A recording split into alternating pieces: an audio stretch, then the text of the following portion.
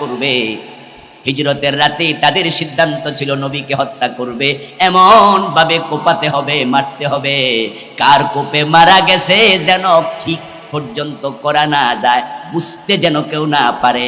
আমার নবীকে হত্যা করার জন্য 100 তলোয়ারের প্রয়োজন তো হয় না। তাদের সিদ্ধান্ত ছিল 100 তলোয়ারে এমন ভাবে কোপ মারবে যেন দেহ টুকরো টুকরো হয়ে যায়। অথচ নবীর মতো উত্তম চরিত্রবান কোন মানুষ জমিনে ছিল না। নবীরা কেন মার খায়, কোন কারণে খেলেন? কারণটা স্পষ্ট। আমাদের বাংলাদেশে আমরা দেখি যারা শুধু নামাজের ওয়াজ করে, রোজার ওয়াজ করে, হজের ওয়াজ করে, যাকাতের ওয়াজ করে, পর্দার ওয়াজ করে, হালাল হারাম খাও, হারাম থেকে বেঁচে থাকো, হালাল খাবার গ্রহণ করো, যাদের ওয়াজ এখানে গিয়ে শেষ হয়ে যায়, এমন একজন আলেমকে জেলে গিয়েছে আপনি খুঁজে পাবেন না। এমন লোকের বিরুদ্ধে মামলা হয় জানবেন না, তার চাকরি যায় না। এমন বক্তার মাহফিল 144 জারি হয় না। যারা এই দিন কায়েমের ওয়াজ করে তারাই শান্তিতে ঘুমাতে পারে না। এজন্যই তো আমাদের দেশের অধিকাংশ আলেম দিন কায়েমের ওয়াজ করতে ভয় পায়, কারণ তারা ঝুঁকি নেয়ার সাহস করে না। প্রিয় নবীজির জীবন নিয়ে আলোচনা হয়, সবাই আলোচনা করে। বিষয় হুজুর আলোচনা করছেন, আমার রাসূল তায়েফে রক্ত দিলেন, উহুদে দাঁত দিলেন। আমার নবী কেমন ভাবে তারা মারল। উহুদের ময়দানে লোহার হেলমেট ভেঙ্গে মাথার ভিতরে ঢুকে গেল।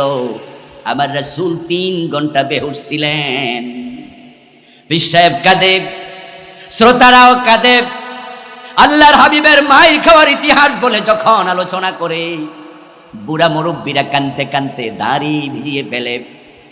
এর মাঝে একজন শ্রোতা দাঁড়ালো, বুড়া মানুষ, দাড়ি পাকা, দাঁড়িয়ে বলে, বিশ্বয়েব হুজুর আমার একটু কথা আছে, আপনি থামেন। বিশ্বয়েব বলো, মুরব্বী আপনার আবার ওয়াজের মাঝখানে কিসের কথা? আচ্ছা ঠিক আছে বলেন।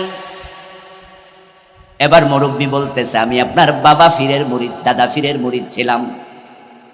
আপনার দাদা এই ওয়াজগুলো করেছিল যে ওয়াজ আজকে আপনি করছেন। উনি কাঁদতে কাঁদতে চোখের পানি দিয়া দাড়ি ভিজাইছে, আমরাও ভিজাইছি। উনি বলছে আমার নবীর কাঁচা দাঁত ভেঙে দিয়েছে, কিন্তু আপনার দাদার একটা দাঁতও কেউ ভাঙে নাই, উনি দাঁত লইয়াই মরছে। তারপরে আপনার বাবা হলো গদ্দিন সিনফির। এই বুইরা আমি আপনার বাবার কাছেও মুরিদ হলাম।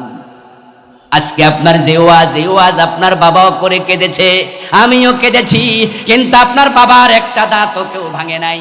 এ দাঁত নিয়ে তিনিও মরলেন। উনার মরার পরে আপনি হলেন এখন খলিফা, আপনি হলেন পীর। আজকে আপনি আমারে কাঁদান, অথচ আপনার দাঁত কেউ ভাঙে না, আমার দাঁত তো কেউ ভাঙে না। শুধু কাঁদলাম আর ওয়াজ শুনলাম।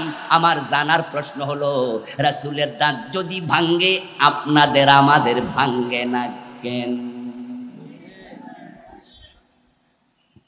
মুরব্বীর এই প্রশ্ন শুনে আবার বিশ্বাস, বসেন বসেন, বেশি কথা। আমরা দাঁত মানুষ ভাঙবো কেন? আমরা ওয়াজ করি হিকমতের সাথে। আমার দাদা হিকমতে, আমার বাবা ওয়াজ করছে হিকমতে, আমিও করি হিকমতে। আমাদেরকে মানুষ কেন মারবে? তারা হিকমত বুঝলো, নবী মুহাম্মদ বুঝলো না। তারা শুধু রাসূলের দাঁত শহীদ হয়, ভাঙা হয়, এই পর্যন্ত ওয়াজ করে থেমে যায়।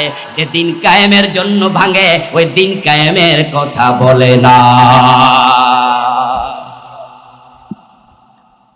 এই হিকমত দিয়ে আল্লাহর কাছে ছাড় পাওয়া যাবে? দিন কায়েম করা, দিন কায়েমের প্রচেষ্টা, এটা নফল না ফরজ।